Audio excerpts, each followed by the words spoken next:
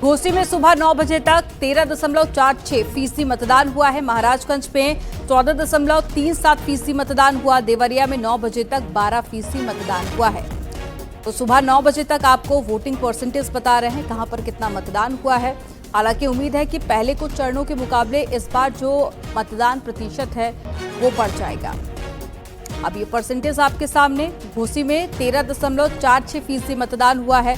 महाराजगंज में 14 के आसपास वोटकास्ट हुआ है। इसके अलावा आगे उम्मीद है कि शाम तक ये जो वोटिंग परसेंटेज है वो काफ़ी ज़्यादा बढ़ जाएगा, क्योंकि लगातार प्रधानमंत्री से लेकर हर कोई यही आज अपील कर रहा है कि अगर आपके क्षेत्र में मतदान है तो आप घर से बाहर निकलिए और वोट कास्ट जरूर कीजिए। न्यूज़ 18 भी आपसे यही अपील करता है कि अगर आज आपके क्षेत्र में मतदान है, आप जहां रहते हैं उस सीट पर आज वोटिंग हो रही है, तो कृपया मतदान जरूर करें। यह आपका अधिकार भी है और साथ ही आपका कर्तव्य भी है।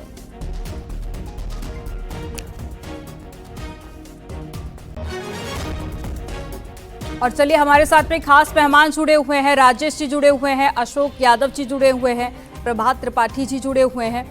अब चलिए राजेश जी, एक बार फिर से आप ही के पास में मैं आऊंगी कि बीजेपी जीत का दावा जरूर कर रही है, लेकिन कई सीटें ऐसी जहां पर 2019 में मार्जिन बहुत कम था, वहां के लिए आप कह रहे हैं जीत होगी। तो प्लानिंग क्या है? इसके अलावा इस बार गठबंधन में बदलाव हुआ है, बीएसपी के कैंडिडेट भी काफी ज्यादा मजबूत स्थिति में है, क्या लगता है? देखिए पहली बात तो हम अपने कार्यक्रमों को लेकर के, विकास की योजनाओं को लेकर के जनता के बीच जा रहे हैं। दूसरी बात, हम समीकरण की करें तो समीकरण देखिए, लगभग कम से कम 13, 14, 15% तक वोट हर लोकसभा क्षेत्र में बीएसपी का अब तक आता रहा है। तो वो पहले समाजवादी पार्टी गठबंधन के साथ था, ओम प्रकाश राजभर जी उनके साथ थे। तो ये तो अपने अस्तित्व की लड़ाई लड़ रहे हैं। आज बीएसपी इनके साथ नहीं है। जिन सीटों पर हम कम अंतर से जीते थे वहां लाखों वोटों से जीतने वाले हैं, क्योंकि बीएसपी इनसे निकल गई। बीएसपी होती तब उसके बावजूद भी हम 13 में से 11 सीट जीते थे। और ओम प्रकाश राजभर जी का बड़ा प्रभाव है, उस प्रभाव का भी हमको, हमारे गठबंधन को लाभ मिलने वाला है। तो ये जो 13 सीटें हैं, 13 की 13 सीटें जीतेंगी। और जनता ये जानती है कि सोने की चम्मच मुंह में लेकर के पैदा हुआ व्यक्ति देश का भला नहीं कर सकता, गरीबों का भला नहीं कर सकता। गरीब का भला वही कर सकता है जिसने गरीबी को झेला होगा, जो गरीबी में जिया होगा, जिसने अभावग्रस्त जीवन जिया होगा। और सब तो सारे राजकुमार हैं, चाहे वो राहुल गांधी जी होंगे, चाहे अखिलेश यादव जी होंगे, सब तो सोने की चम्मच मुंह में लेकर के पैदा हुए।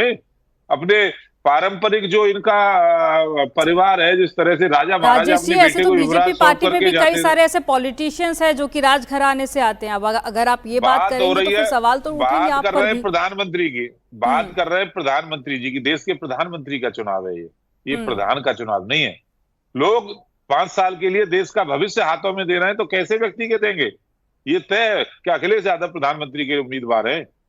क्या राहुल गांधी प्रधानमंत्री बन सकते हैं? क्या केजरीवाल बन सकते हैं? ममता बनर्जी बन सकती है? गठबंधन में कौन बनेगा? लालू यादव के सारे के सारे जितने लोग हैं, ये महागठबंधन वाले, ये सब अपने परिवार के अस्तित्व की लड़ाई लड़ रहे हैं। सब पारिवारिक प्राइवेट लिमिटेड पार्टियां हैं, यहाँ कोई कार्यकर्ता नहीं है। अब अखिलेश यादव जी को लीजिए, 5 यादवों को दिया है, पांचों के पांचों उनके परिवार के लोग, पत्नी, भाई, चाचा का लड़का, सब, मतलब कोई दूसरा यादव इस उत्तर प्रदेश में पैदा ही नहीं हुआ है।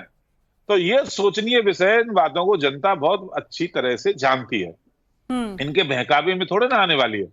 अब देखिए, काशी में बात कर रहे थे, मैं सुन रहा था अजय राय जी को, एकदम जमाना जब्त होने वाली है इनकी, जमाना जब्त होने वाली है। कोई सीट ऐसी नहीं, गाजीपुर में अस्तित्व की लड़ाई लड़ रहे हैं। ठीक है, कई सारी बातें कही हैं राजेश जी आपने। इन सभी बातों का जवाब मैं अशोक यादव जी से ले लेती हूँ। अशोक जी, कई सारी बातें कही गई राजेश जी की तरफ से, उन सभी बातों का आप जवाब भी दीजिएगा। और साथ ही ये कि जो समाजवादी पार्टी, कांग्रेस की तरफ से या फिर विपक्षी पार्टियों की तरफ से जो मुद्दे उठाए जाते हैं, जब बूथों पे जाके जनता से बातचीत की जाती है, उन मुद्दों का उतना जिक्र नहीं होता है जितना कि प्रधानमंत्री नरेंद्र मोदी या फिर विकास की बातों का होता है।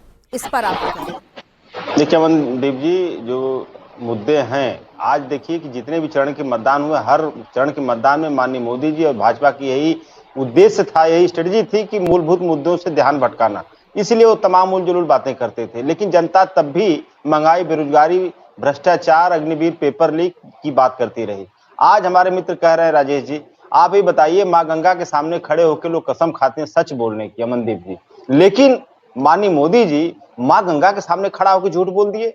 अब इससे बड़ी क्या विडंबना हो सकती है? अपने आप को गंगा पुत्र कहते हैं। आप देखिए, गंगा जी की सफाई की बात करने वाले आज भी लगभग 30% से ऊपर जो सीवेज वाटर है बिना सीवेज ट्रीटमेंट प्लांट के गंगा जी में जा रहा है। आए दिन उसमें मरे हुए जानवर बहते हुए मिलते हैं। तो जो व्यक्ति माँ गंगा के सामने झूठ बोल सकता है, जो व्यक्ति काशी के सामने झूठ बोल सकता है, वो देश के सामने क्या करेगा? आपने कहा, इन्होंने कहा कि गरीब का दुख मोदी जी जाने, अब सोने के चम्मच वाले क्या जाने। आप ही बताइए, 10 लाख का सूट पहनने वाला व्यक्ति गरीब का दुख क्या समझेगा? अमनदीप जी ये बताइए।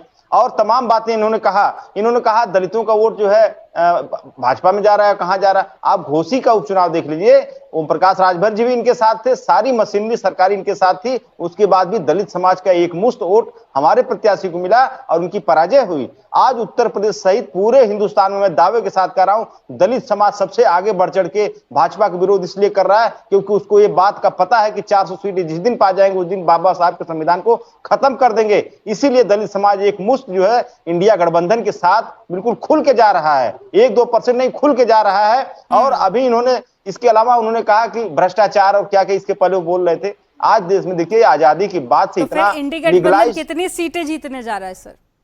देखिए, ये जब नारा 400 पार, वहीं पे एक इको इफेक्ट गूंजता है 400 हार। बीजेपी ने तो कह दिया है कि आपकी बार 400 पार।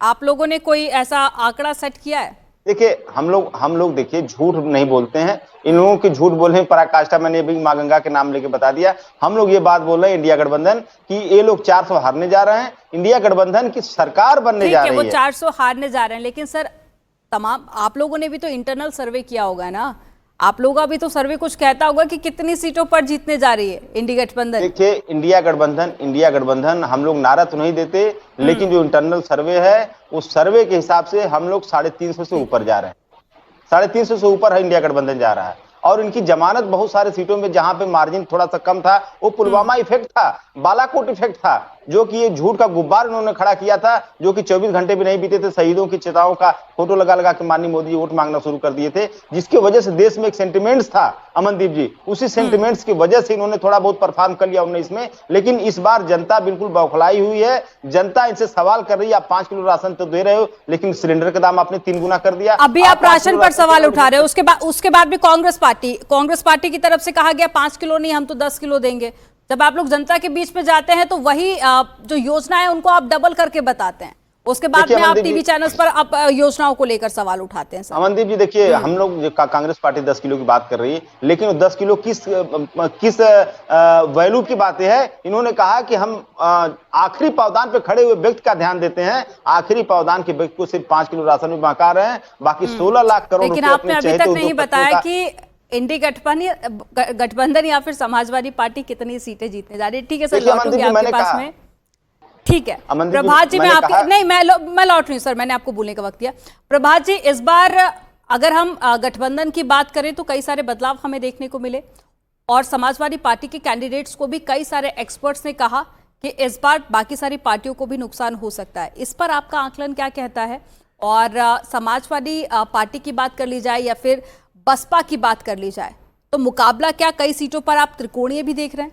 नहीं, देखिए अमनदीप जी, मैं बता रहा हूं कि पूर्वांचल का रण इतना आसान नहीं है जो आसान लोग समझ रहे हैं कि भारतीय जनता पार्टी ने 11 सीटें जीती थी। भारतीय जनता पार्टी ने 2019 में जब 11 सीटें जीती थी, उस समय एक राजनीतिक परिस्थिति, एक बड़े नेता के रूप में प्रधानमंत्री नरेंद्र मोदी का एक करिश्माई चेहरा था।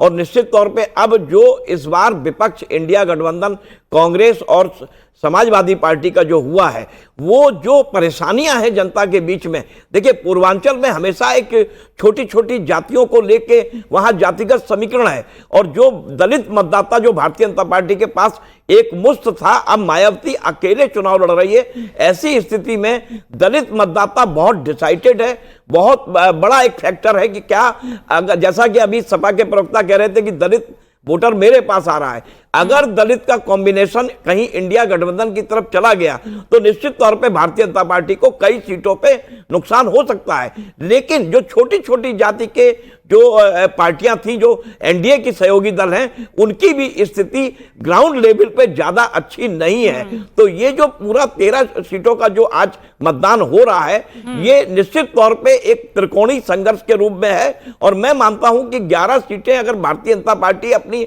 वापस ले लेती है तो ये भी एक उसके लिए बड़ी उपलब्धि होगी, क्योंकि पिछले बार 2 सीटें मायावती जीत के 2 सीटें उसने जीती थी।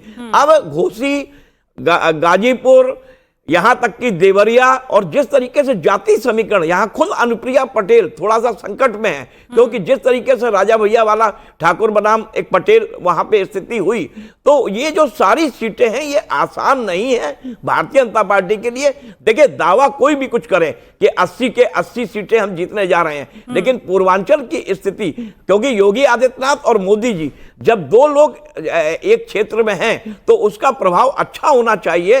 और राष्ट्रीय लेवल पे अगर चुनाव हो रहा है तो हमें लगता है कि अगर ऐसी स्थिति पे मतदाता जाएगा कि हमें राष्ट्रीय स्तर पे वोट देना है, हमें स्थानीय समस्याओं पे नहीं देना है, तो वो फिर 13 की 13 सीटें भारतीय जनता पार्टी जो दावा कर रही है कि हमें 13 सीटें लेनी है, लेकिन घोसी और गाजीपुर में बड़ा दिलचस्प मुकाबला है, कांटे की टक्कर है। और हर सीट पे कोई ऐसा प्रत्याशी नहीं है जो एक तरफा जीत रहा है कि कोई बड़ी मार्जिन के साथ वो अपना चुनाव जीतने जा रहा है। बहुत नेक टू नेक फाइट है, और ये आने वाले समय में पता लग जाएगा 5 बजे के बाद, जब 4 तारीख को ईवीएम खुलेंगी, कि पूर्वांचल का रण क्या योगी आदित्यनाथ के डेवलपमेंट के आधार पे या कानून व्यवस्था के आधार पे वहां मत पड़ा है, या फिर विपक्ष हर अपनी वो बात समझाने में कामयाब हो गया है नीचे स्तर पे जो इस देश के अंदर समस्याएं हैं, चाहे वो आपकी संविधान बचाओ की बात हो, चाहे वो आपका जो है अग्निवीर योजना हो, या और भी जितनी भी समस्याएं। प्रभात जी, कह सकते हैं कि पूर्वांचल राजनीतिक पार्टियों के लिए जरूर टेढ़ी खीर साबित होने वाला है, क्योंकि यहां पर मुकाबला काफी ज्यादा दिलचस्प है। इसके अलावा कई बड़े चेहरे हैं जो कि पूर्वांचल की सीटों से चुनावी मैदान में हैं।